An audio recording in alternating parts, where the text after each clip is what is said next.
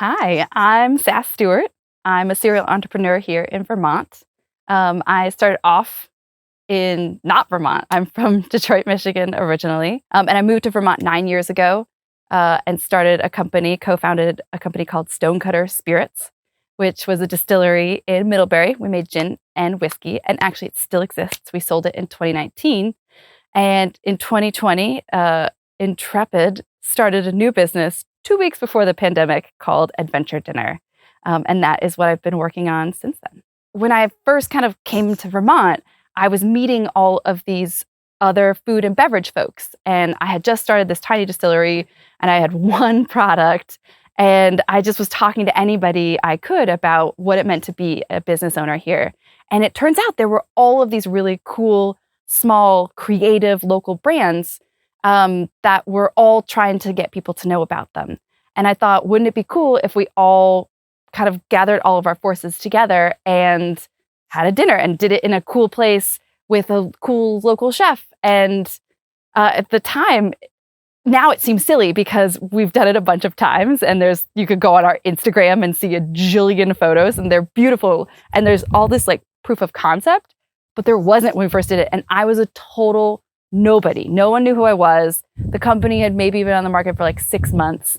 It was this moment of cohesion where I was like, okay, this can be about not just the thing I make, but it can be about all the things that people are making. And that is the core of what Adventure Dinner does. It's been a long journey to find work-life balance, which is a total misnomer. There's no balance. Everything's always a little bit in flux. Sometimes you work more, sometimes you play more. But I remember early in my career just really working like too much, too hard, 90-hour weeks, and doing it under the guise of that's what needed to be done. And I feel like as I've grown in my career, I've found more ways to integrate more balance and to be more meaningful and thoughtful in how I'm doing things. And it's led to more productivity. It's led to more collaborations and just like kind of a better product, I think. One of the things I also really love about Adventure Dinner is, and owning a business, is that you get a chance to employ people. And we've been really lucky to have a really talented roster of lots of different folks who work for us.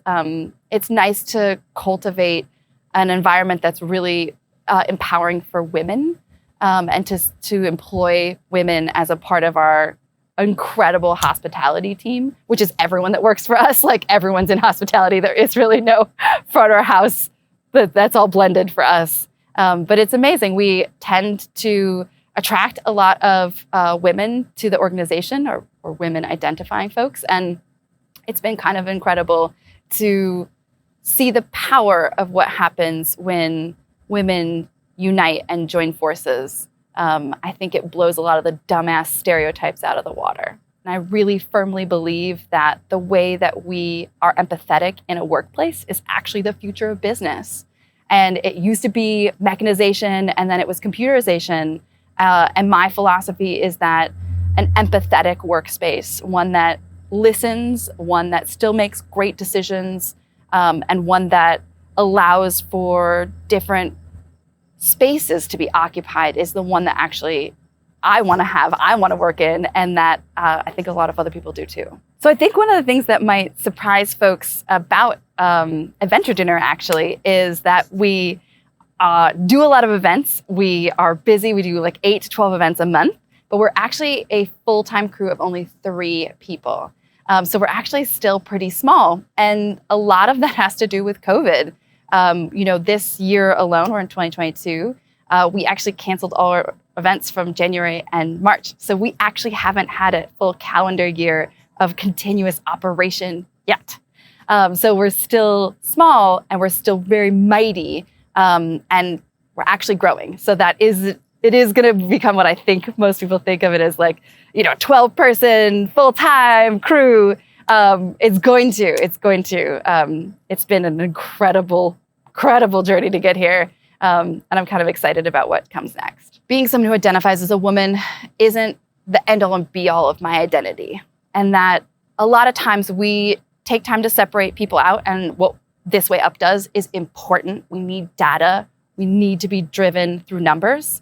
And we also need to celebrate the myriad identities that we all represent because they are part of our community, and to get our allies who also want to support women to also get involved. It's not women lifting up women, it's everyone lifting up women. I think sometimes that gets forgotten, and it's really important. Like, we're not a team of just women. We have amazing, solid, incredible men who we get to work with, and people across the spectrum of genders. And it's not one or the other that has to do the work. It's kind of all of us together.